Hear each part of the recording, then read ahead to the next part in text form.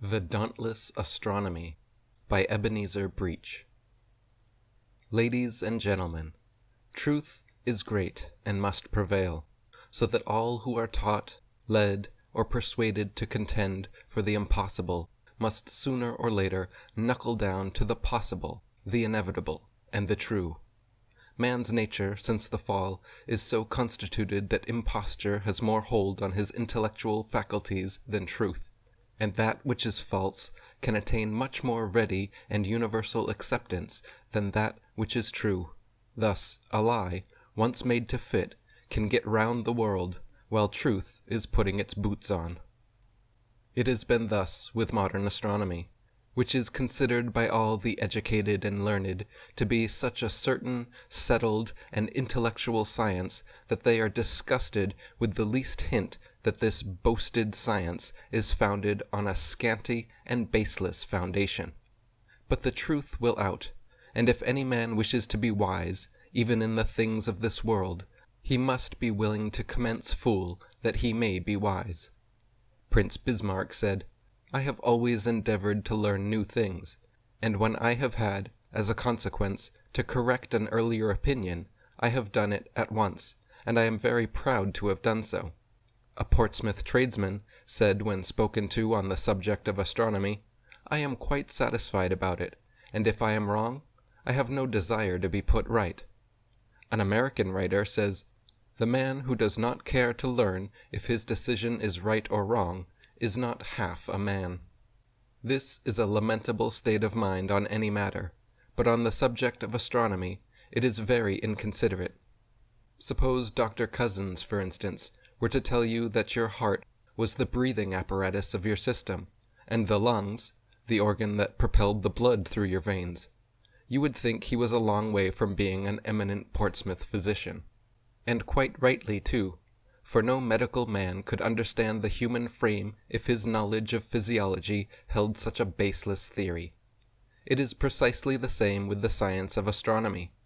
No astronomer can be correct with the science unless he understands fully the relative and active positions of the sun and earth, the sun being the anima mundi, the soul and heart of the universe. It matters not how many lines, angles, pretty wheels, and cat sticks they may draw, nor how wonderfully they may seem to magnify, calculate, and exaggerate the distances and magnitudes of the heavenly bodies. If they reckon on a revolving earth, and simply a standing sun, all is wrong. They make their boasted knowledge the mere tool of astonishingness, not the natural or sublime science of astronomy. Much will be the surprise to most readers to learn that all modern measurements of the heavenly bodies are based upon the results of experiments that really mean the peculiar position and toss-up of a halfpenny. Mr. Richard Proctor, the great modern astronomer, tells us, "Anyone can tell how many times its own diameter the sun is removed from us. Take a circular disk an inch in diameter, a halfpenny for instance, and see how far it must be placed to exactly hide the sun. The distance will be found to be rather more than 107 inches, so that the sun, like the halfpenny which hides his face, must be rather more than 107 its own diameter from us, so that the supposed distance of 95 million miles rests upon the peculiar position of one halfpenny. Whatever the halfpenny should happen to reveal, that decides and regulates the magnitudes, distances, and calculations of all the rest of the heavenly bodies ad infinitum to the world's end. For he says, 'We are so constituted as to seek after knowledge, and knowledge about the celestial orbs is interesting to us, quite apart from the use of such knowledge in navigation and surveying. It is easy to show that the determination of the sun's distance is a matter full of interest. For on our estimate of the sun's distance depend our ideas as to the scale, not only of the solar system, but the whole visible universe. The size of the sun, its shape, and therefore its might, the scale of those wonderful operations which we know to be taking place upon, within, and around the sun, all these revelations, as well as our estimate of the earth's relation and importance in the solar system, depend absolutely and directly on the estimate we form of the sun's distance. Such being the case, this being in point of fact the cardinal problem of dimensional astronomy, it cannot but be thought that, great as were the trouble and expense, sometimes reaching $250,000 of money, of the expeditions sent out to observe the transit of Venus of 1874, they were devoted to an altogether worthy cause, to establish and vindicate the gigantic fabrications given out for an educated and trained youth as well as the public to swallow as the pure and undeniable results of a toss-up of a single halfpenny. Some have ridiculed the bun. What about the halfpenny? Well, sure enough, astronomical falsities are like the proverbial lawyer's lies. They are official, therefore current. As long as they are official, canonized, stamped by government, and printed by authority, they may be used by the bushel.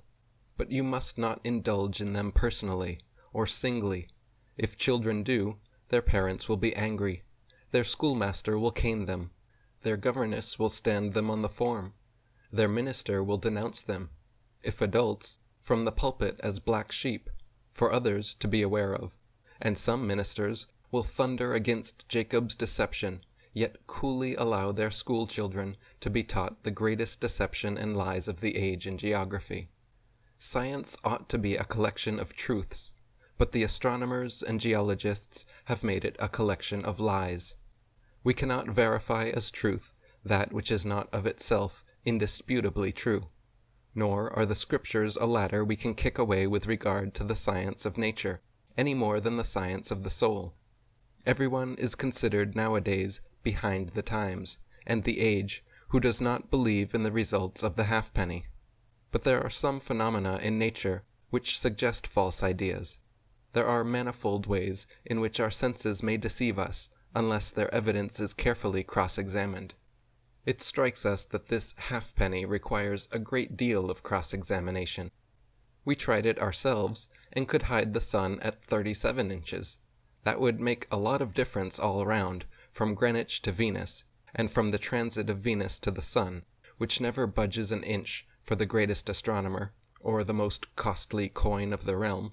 Not even Sir William Pink's Christmas calculations would make the slightest of difference to Phoebus, who simply avenges all mistakes by still traveling and shining. It would be difficult to say which was the most ridiculous problem, the Hindu notion of the earth resting on the back of an elephant, or the British notion of the distance of the sun resting on the top side of a halfpenny. But doubtless the Hindu's is the most beautiful and natural.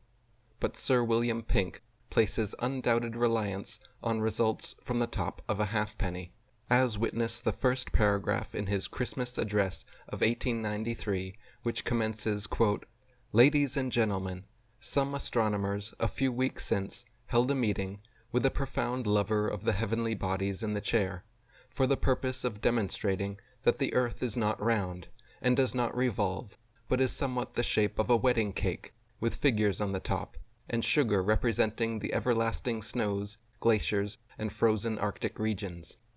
These learned men had the temerity to attest that the sun revolves round the earth, so that the sun must travel 270 millions of miles in 24 hours, or over 11 millions of miles each hour.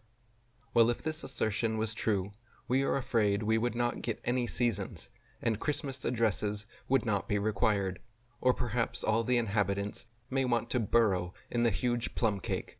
However, as the season has arrived, notwithstanding all these opinions, we again resume the pleasing duty of addressing you.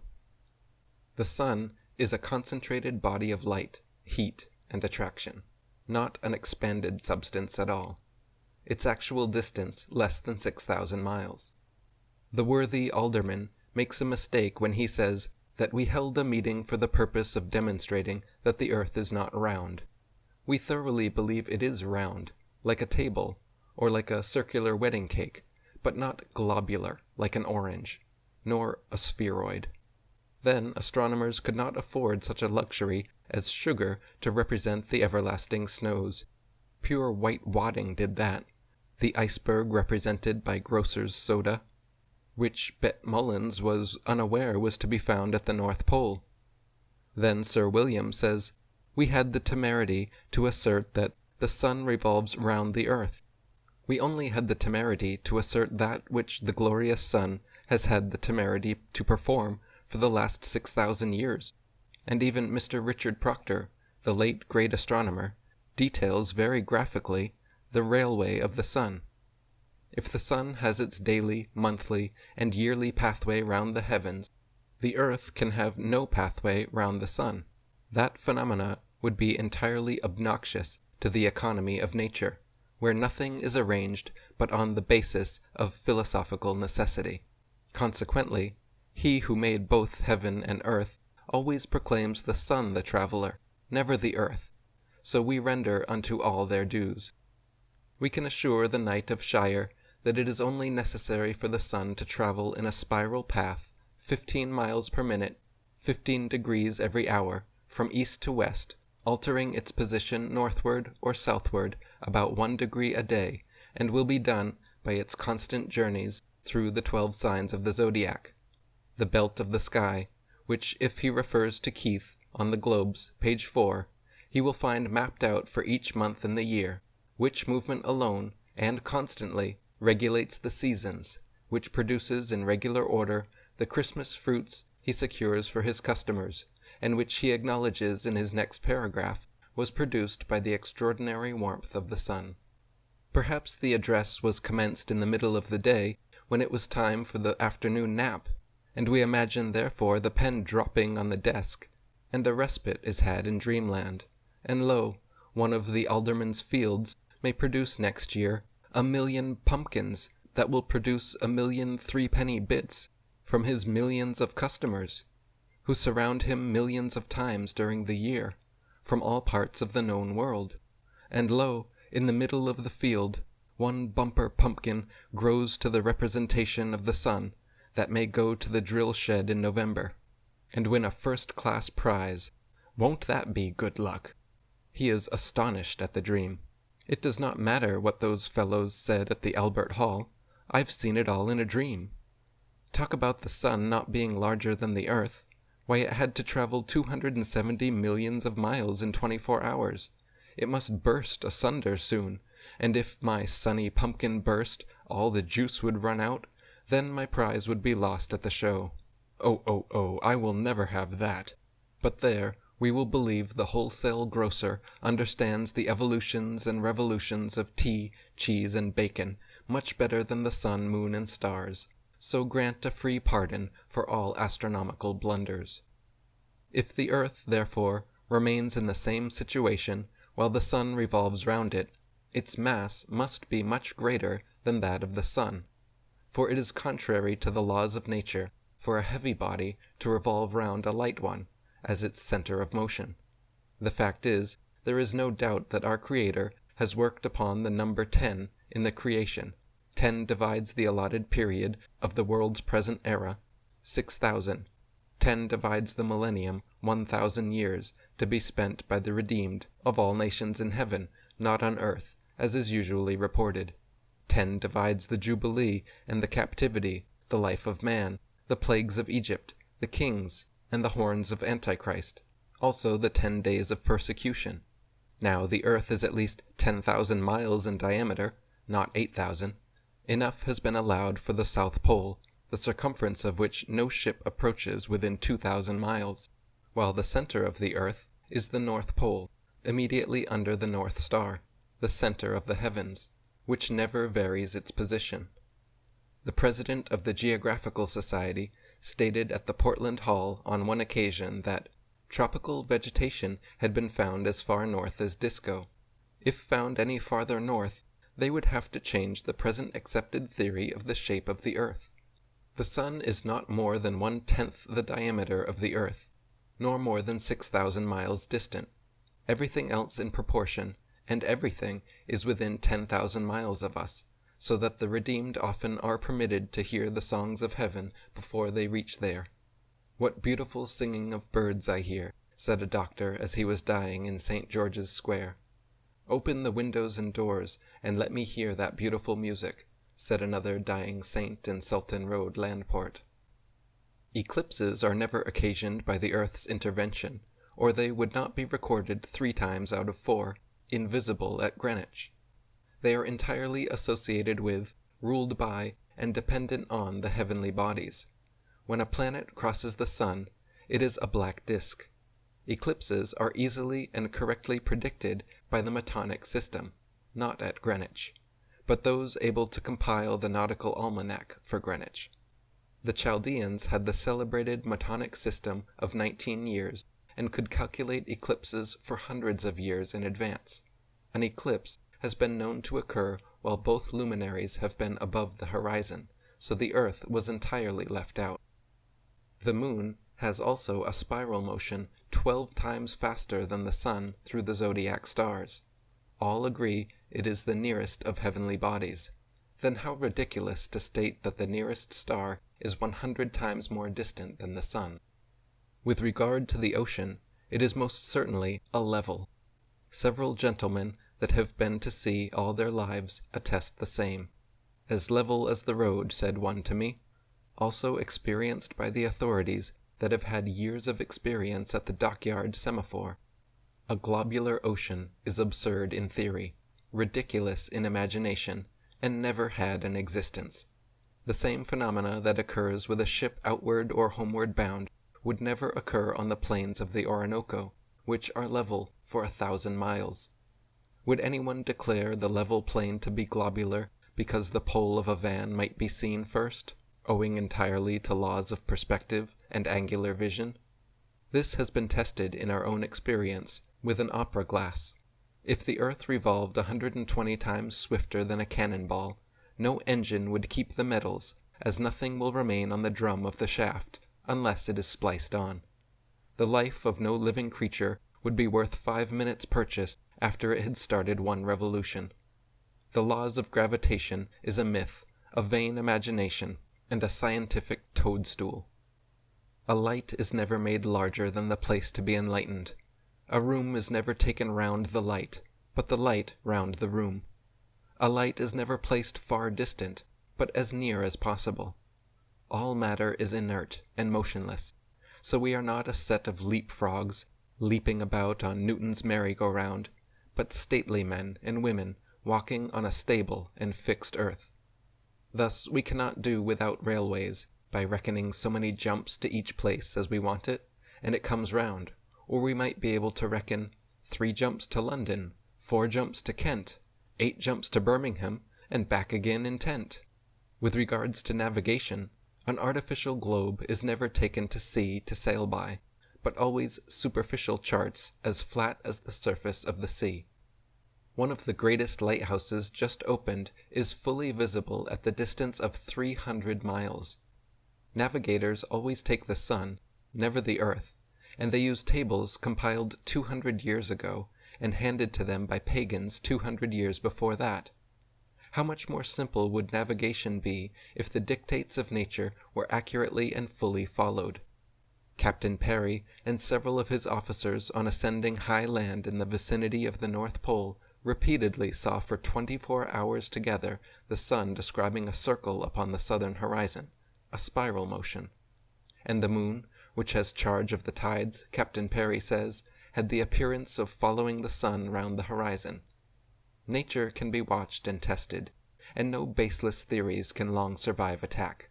Truth is great, and must prevail. It cannot be too emphatically impressed on the reader's attention that the earth has nothing whatever to do with regulating or causing the seasons, no more than a guard's van has to do with supplying the locomotive power for a railway train. The mandate at creation was, let them, the heavenly bodies, be for seasons, not let it, the earth, be for seasons. When Job was asked by his Creator if he could bind the sweet influence of the Pleiades, or loose the bands of Orion, what was meant was, canst thou prevent the return of either spring or winter?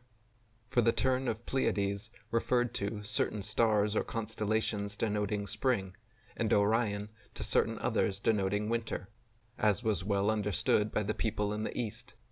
Mazzaroth is the Chaldean name for zodiac. So the Creator acknowledged the direct cause of the seasons, and all his works praise him, and are sought out by all them that have pleasure therein. See the rising hills 'neath yonder azure sky, and under spreading woods the sloping valleys lie. Yours faithfully, Ebenezer Breach.